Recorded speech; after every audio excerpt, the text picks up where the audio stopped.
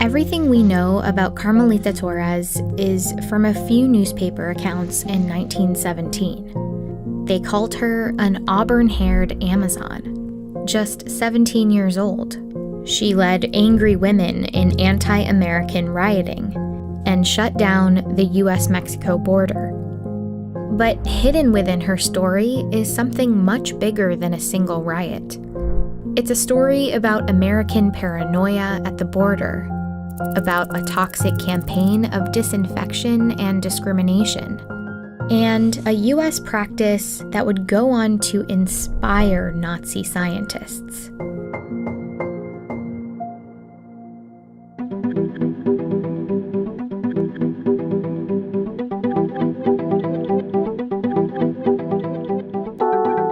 At the border between El Paso, Texas, and Ciudad Juarez, Mexico, thousands of people cross back and forth for work and school every day.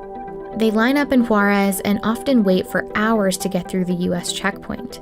But the border didn't always look like this. Crossing this border used to be free and unrestricted. People would come and go without a passport.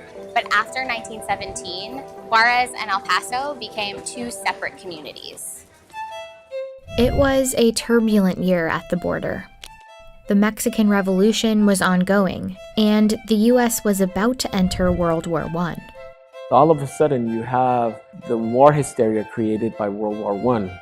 People here in El Paso that are deadly afraid that the Germans are going to attack from Ciudad Juarez. The fear of invasion brought tensions to the border, while across the U.S., a different movement was gaining strength. The eugenics movement, based on junk science, aimed to create a genetically and morally superior population. That meant stricter controls on immigration, only allowing those deemed fit to enter. On Ellis Island, one of the busiest ports of entry at the time, U.S. health officials were tasked with weeding out immigrants they thought were unfit or disease carriers. And across the country, that process coincided with the stereotyping of Mexicans as inferior and unclean. Dozens of film titles included the word greaser, a derogatory term used to describe Mexicans. This racist sentiment was strong at the U.S.-Mexico border. El Paso's mayor, Tom Lee, had developed an obsession with cleanliness, and it defined his political platform. This obsession with not only racial purity, but physical purity. He was going to literally clean up El Paso from all these bad elements. And by bad elements, he often meant racially bad elements.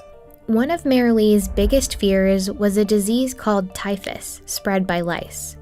So, under the pretense of sanitary betterment work, he helped lead a campaign to inspect every house in a predominantly Mexican neighborhood. If the inspectors found lice, occupants were forced to take vinegar and kerosene baths, have their heads shaved, and clothing burned. Hundreds of homes were eventually destroyed. Lee also expanded the supposed health measures to include inmates in the El Paso jail. They had to strip naked, take a bath inside a tub full of kerosene, and on one occasion, it seems somebody lit a match. 27 prisoners, majority Mexican or Mexican American, burned to death in the fire that the newspapers called the jail Holocaust. But despite the tragic fire, Mayor Lee pushed forward with even more aggressive plans. He sends a telegram, a Western Union telegram, to Rupert Blue, who was the Surgeon General up in Washington, D.C. And basically, well, let me just read it. Hundreds dirty, lousy, destitute Mexicans arriving at El Paso daily will undoubtedly bring and spread typhus unless a quarantine is placed at once. The government didn't agree to a full quarantine because evidence suggested that typhus wasn't a major threat in the area. But instead, they funded a new disinfection plant at the border in 1916. In this facility, every immigrant considered a second-class citizen had to strip naked. Their clothes were sent to a large steam dryer and then fumigated with toxic pesticides inside the gas room. An inspector would check each person's body, including private parts, for lice. If they found lice, immigrants would have to shave their head and body hair and bathe in a mix of kerosene and vinegar. Some even had their eyelids checked for things like pink eye, and many had to complete puzzles or simple IQ tests to prove that they were fit for entry. After this process, they'd receive a ticket as proof that they were disinfected, but they would need to go through this every 8 days in order to re-enter the US. So many people didn't speak about it. They didn't talk about this humiliating process, like they kind of internalized it. It's that psychology of shame. The toxic baths and dehumanizing inspections at the border set the stage for a revolt, led by the 17-year-old maid from Juarez who defied the order to bathe. Carmelita Torres I've compared her to the Rosa Parks of the border.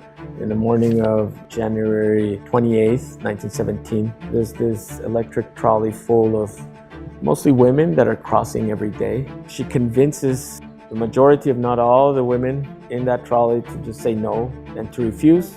And they start a spontaneous protest. There are accounts that in addition to the humiliating delousing procedures, for women, there was also sexual humiliation. There were rumors that, when they entered the plant and then they were told to strip, officers were taking their photos and then posting them in bars.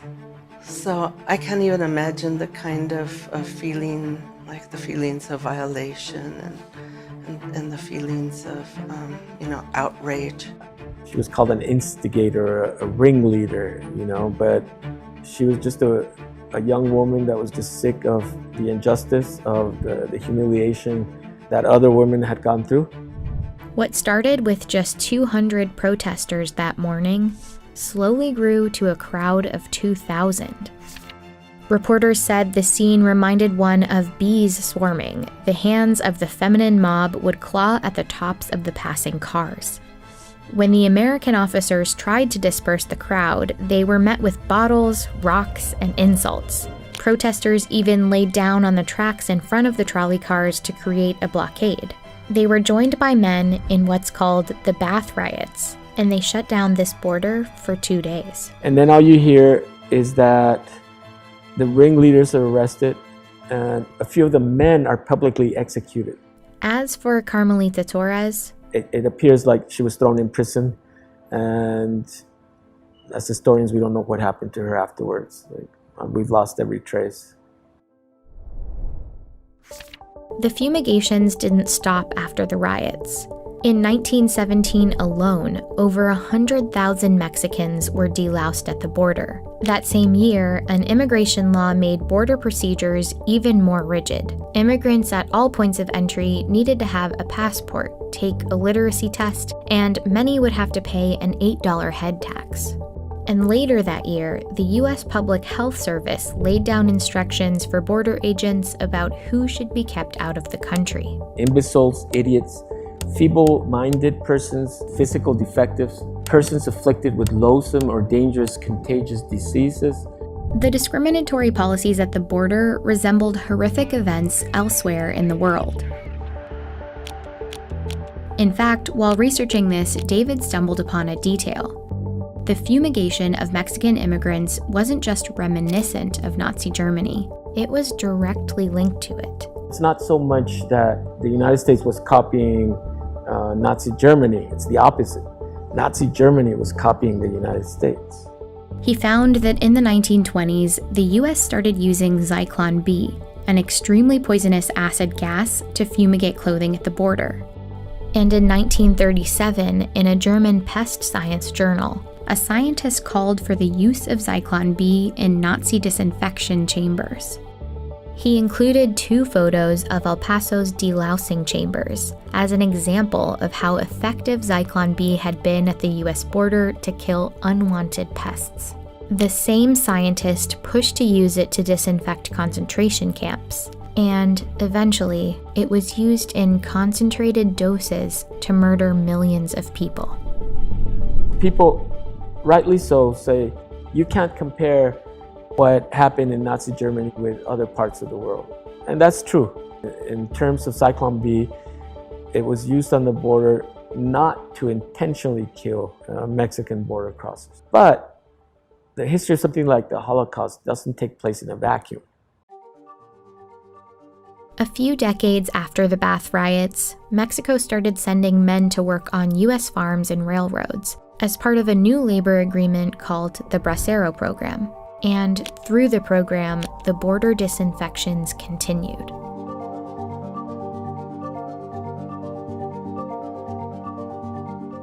Here in this facility, some migrants were sprayed with insecticides. This time, it was a substance called DDT, Dichloro-diphenyl-trichloroethane.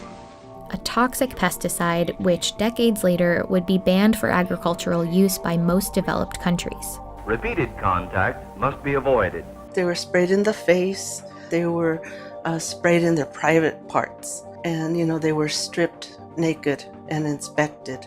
And sometimes they're inspected like you would inspect livestock. First-hand accounts from immigrants in the program reveal how little they knew about the fumigations. So they talk about how humiliating it was, about why do they think we're so dirty? They all call it the white powder. I don't know if they necessarily were told we're spraying you with DDT, but they'll call it polvo, the powder. A miraculous white powder that is helping to win the war against disease. Many of the employees who worked in the facilities weren't given many details either. When I first started, my role was a clerk. I got the job mainly because I spoke Spanish. There was a hut in the area when they came in from the Mexican side that they were going there, and they had some sort of, it was for lice, they said. It was, to disinfect for lice. And we never gave it much thought, but we did think, that's sort of like what the Nazis used to do, to the Jews. I had heard during lunch breaks that they would spray them, and sometimes there were comments from the men themselves that they would put a hose to them. I don't know if they knew what they were doing to them. I certainly didn't know, it was far-fetched from the world we lived in. It wasn't until the 1960s, when the Bracero program ended, that health authorities acknowledged the chemicals were dangerous and the baths and fumigations were finally discontinued. You want history to be about progress, about everybody realizes how horrible it is, and then it stops. Unfortunately, that's how it works in movies, but this was the border, right? And in the border, a lot of things never become resolved. They just keep on repeating themselves. Decades after the disinfection campaign ended, the language, the strategy, and the dehumanizing politics of fear and exclusion still linger. It's a health issue, too, because we don't know what people have coming in here. They're coming in with diseases such as smallpox and leprosy and TB that are going to affect our people in the United States. It's just a fact. You're going to see disease outbreak. Apprehensions in the El Paso area specifically have spiked more than 600%. They are essentially being warehoused, as many as 300 children in a cell. Without adequate food, water, and sanitation. The United States is running concentration camps on our southern border. I don't like anything compared to the Holocaust. But why can't you compare it, his practices, to what led up to the Holocaust? Do we have to wait for the actual Holocaust before we speak out? At the border between Juarez and El Paso, the same space where the Bath riots once happened, hundreds of migrants have been huddled in makeshift detention centers. They've been waiting to find out if the U.S. government deems them fit for entry.